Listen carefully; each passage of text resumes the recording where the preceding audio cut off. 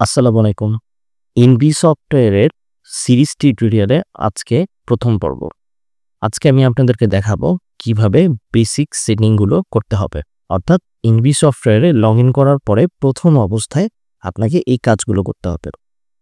তো আপনি সর্বপ্রথম বাম পাশের মেনুতে আসবেন। বাম পাশের মেনুতে আসার পরে আপনি যদি এখানে দেখেন বেসিক সেটিং লেখা পাবেন।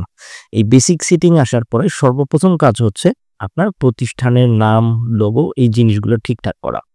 আপনি বেসিক সেটিংয়ে ক্লিক করার পরেই এরকম একটা ইন্টারফেস পাবেন এবং এখানে এডিটে ক্লিক করার পরে আপনি যদি আপনার কোম্পানির লোগো চেঞ্জ করতে চান তাহলে এখানে এক্সিস্টিং যে লোগোটা আছে সেটা ডিলিট করে আপনার নতুন লোগোটা আপলোড করে দিবেন। আপনার নাম বসিয়ে দিবেন, আপনার অ্যাড্রেস, আপনার মোবাইল নাম্বার, ইমেইল অ্যাড্রেস, কোম্পানির যে জিনিসগুলো আপনারা যখন সেল করবেন ওই সেলের উপরে প্যাডের মতো প্রিন্ট হবে। সিকিউরড ইনভেন্টরিটা হচ্ছে আপনি যদি নেগেটিভ স্টকে সেল করতে চান, অর্থাৎ আপনি যদি চান যে আপনার প্রোডাক্ট থাকুক বা না থাকুক সফটওয়্যার থেকে যেন সেল করা যায়, ইন দ্যাট কেস আপনি এটা সিকিউরড ইনভেন্টরিটা ইনঅ্যাক্টিভ করে দেবেন। ইনঅ্যাক্টিভ করলে সফটওয়্যার আপনার স্টক কখনো চেক করবে না। এরপর যদি আসেন ইনভয়েস টাইপ, এটা হচ্ছে ডিফল্ট প্রিন্ট এবং প্যাড প্রিন্ট। আপনি যদি আপনার ইনভয়েসটা প্যাডে প্রিন্ট করতে চান, আপনার যদি নির্দিষ্ট কোনো প্যাড থাকে তাহলে আপনি এখানে প্যাড প্রিন্ট করবেন। সেক্ষেত্রে উপরের অংশটুকু আমাদের যখন প্রিন্ট হবে উপরের অংশটুকু ফাঁকা থাকবে। আর যদি ডিফল্ট প্রিন্টে দেন তাহলে আমাদের সফটওয়্যার থেকে কোম্পানির নাম, লোগো সবকিছু প্রিন্ট হয়ে যাবে এখানে যেই ডাটাগুলো আপনি দিবেন তার উপর বেস করে। এবার আসা যাক হচ্ছে average purchase price.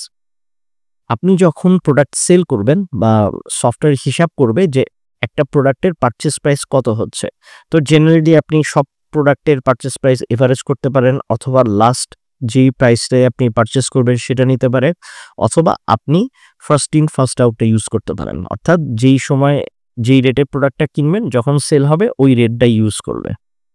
SMS type free এবং পেইড। আমরা আমাদের সফটওয়্যার থেকে ফ্রি এসএমএস পাঠাই যাদের কস্টিং আমরা বিয়ার করি। সো আপনি যদি ফ্রি সিলেক্ট করেন তাহলে আপনি ইনভয়েস করার পর ওখান থেকে ফ্রি এসএমএস পাঠাতে পারবেন যেটার কস্টিং আমরা বিয়ার করব।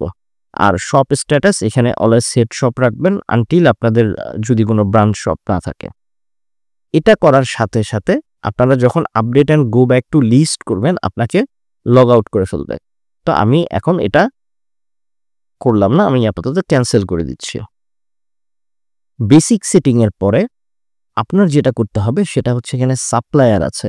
অর্থাৎ আপনার যদি এক্সিস্টিং কোনো সাপ্লায়ার থাকে, পুরাতন যদি কোনো সাপ্লায়ার থাকে, আপনি তাদের নাম এখানে অলরেডি এন্ট্রি করে ফেলতে পারবেন। ধরেন আমি এখানে যদি প্লাস দিয়ে নিই, প্লাস দিয়ে আপনি সাপ্লায়ারের নাম, অ্যাড্রেস সব কিছু আপনি এবং মোবাইল নাম্বার সব কিছু আপনি এন্ট্রি করে ফেলতে পারবেন। এরপরে আমি যদি আসি ক্লায়েন্টে আসি, সেইমভাবে আপনার যদি কোনো পুরাতন ক্লায়েন্ট থাকে যাদের সাথে আপনার ডিউজ আছে কিছু, আপনি তাদের নামও এখানে এই অ্যাড ক্লায়েন্টে এসে আপনি সবকিছু এন্ট্রি করে ফেলতে পারবেন। নেম, অ্যাড্রেস, মোবাইল এই জিনিসগুলো আপনি এখানে এন্ট্রি করে ফেলতে পারবেন। এরপরে আমি আসি ইউজার্সের ভিতরে। ইউজার্সটা খুবই গুরুত্বপূর্ণ একটা বিষয়। সেটা হচ্ছে আপনার সফটওয়্যারে যেটা হয় সেটা হচ্ছে ধরেন একজনকে সেলের পারমিশন দিবেন বা একজনকে শুধু সেল সামারি বা অল সেল দেখার পারমিশন দিবেন। এই জিনিসগুলো এখান থেকে সেট আপ করা হয়।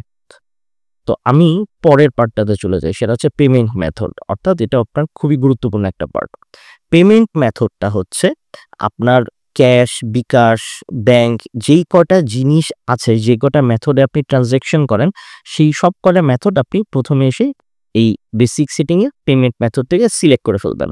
এখানে আপনার শুরুর দিকে ফাঁকা থাকবে, আপনি অ্যাড পেমেন্ট মেথডে এসে মেথড নেম দিবেন, সামথিং লাইক দ্যাট বিকাশ বা Rocket, City Bank, BRAC bank, cash, এরকম আপনি নামগুলা এখানে এন্ট্রি দিয়ে ফেলবেন এবং save and go back to list করে দিবেন।